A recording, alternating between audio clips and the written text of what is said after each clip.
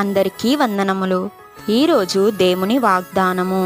నా నామమున మీరు నన్నేమి అడిగినను నేను చేతును.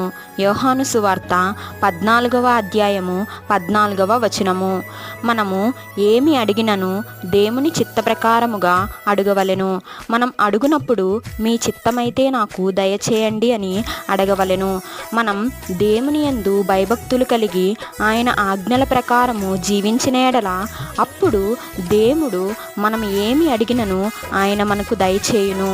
యేసుక్రీస్తు ప్రభు వారి నామమున మనం ఏమి అడిగినను దేవుడు మనకు దయచేయును. అందుకే మనం ప్రార్థన ముగించినప్పుడు యేసుక్రీస్తు నామములో అడుగుతున్నాము తండ్రి, ఆమెన్ అనవలెను. ఈ చిన్ని వాక్యం దేవుడు దీవించును గాక. ఆమెన్. రాజా నీ సన్నిధిలోనే ఉంటానయ్యా.